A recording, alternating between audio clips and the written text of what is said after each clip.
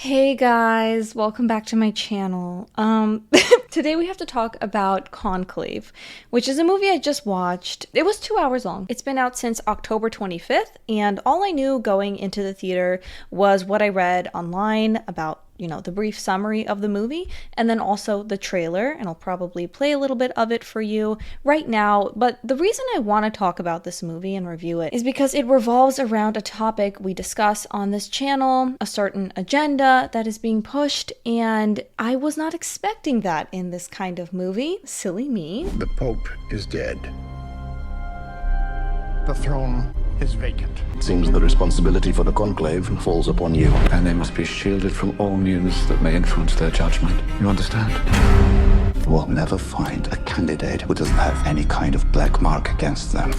This is a conclave, Aldo. It's not a war. It is a war, and you have to commit to a side.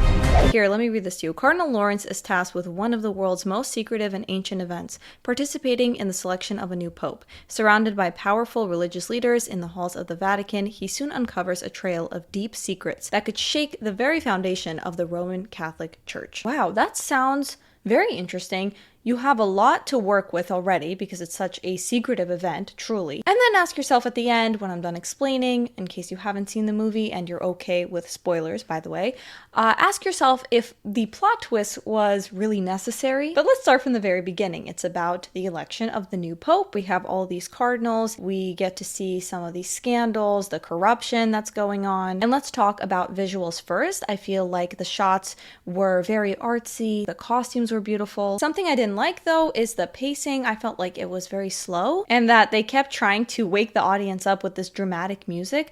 I did like the music on its own, but it's not gonna fix the situation, the pacing. Now let me tell you a little bit about the main characters. So we have Cardinal Lawrence, and he was very close to the previous pope who had just passed away. He also has some doubts about his faith, and we also have Cardinal Bellini, who is definitely more liberal. And then we have Benitez, who is a Mexican cardinal. Tremblay, who is trying to sabotage this cardinal from Africa. Adeyemi. There's also Tedesco, our villain, because he is more traditional. He talks about wanting to see an Italian pope. Now it's discovered that this whole scandal going on with Adeyemi involved him sleeping with a nun.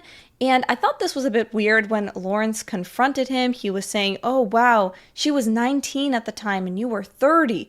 And it's like, yes, the whole situation is very messy. He shouldn't have done that because then she had a child and I guess he just left. But the way that he spoke about this age difference, it's like she was a minor. Like, again, I understand you don't want more scandals, but I feel like they try to make it sound worse than it was. Then we have another scene where they're voting for the next pope, right? And a bomb goes off and it kills a lot of people outside. It injures many as well. The cardinals are fine.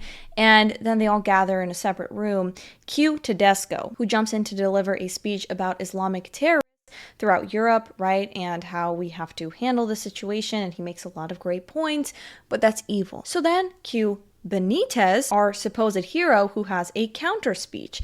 And he talks about, oh, what do you know about war? What about the Muslims dying? And I'm just thinking to myself, okay, I don't know how many Catholics are strapping bombs onto themselves and then, murdering people. Interesting point. And he talks about how, well, all of us struggle with our demons. We all have these issues. It's about what's going on the inside. He said so much without saying anything.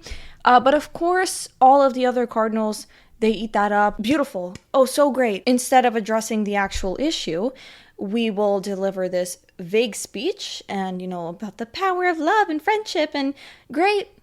Love is great. It's not going to stop the bombs. We also have the language mess. We have Benitez, who is speaking English 1 second, then he's speaking Spanish. So we're getting subtitles, and sometimes we don't get subtitles and they just repeat what they said in either Italian or Spanish in English so that we can understand.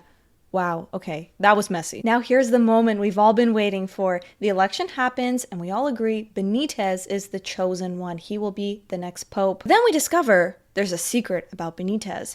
And I'm thinking, wow, what's the catch? Is he an imposter? What's going on? They learn through discovering some medical documents that he was actually going to have this procedure and it had something to do with his uterus.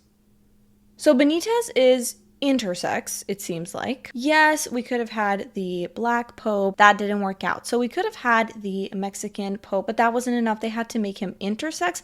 I feel like you could have also wheeled him in a wheelchair, because then he wouldn't be able-bodied, and we can get, you know, a speech about that as well. I just feel like a lot of this was trying to force all of this diversity, and it was just so obvious, like it wasn't happening in a natural way. Just being lectured to constantly throughout the entire movie. It was very political as well. And they could have gone in so many directions, and they chose intersex pope. It was also very lazy. Like they couldn't figure out how to wrap it up. So then after his speech about loving terrorists, you know, wanting equality for every man and woman, he could have added intersex. Interesting. He didn't add intersex.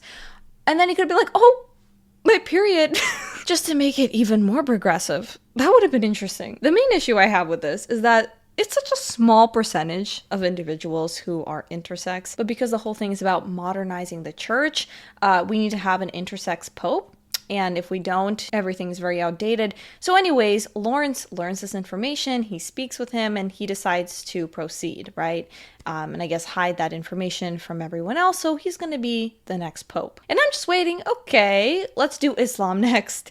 I would love a movie like that. Find a sacred ceremony as well, and do the intersex thing, do a trans thing. And I bring that up because first of all, they brought it up first. And also Hollywood is notoriously careful when it comes to its portrayals of Islam. They will avoid any controversial depictions of the religion. Catholicism is fine for some reason. That's always a safe target. And I just feel like if you're going to make a film like this, or a film critiquing religion in general, then you should do it with every religion. Make it fair across the board, or don't do it at all. But honestly, up until the end, again, like I said, the shots were great, the acting was solid, the music was good, but the ending was a major letdown. I just feel like it was so unnecessary. I'm gonna give this movie a 5 out of 10. Yeah, but let me know what you guys think in the comments below. Also remember to like, subscribe, and hit the notification bell, and I will see you all in the next video. Bye.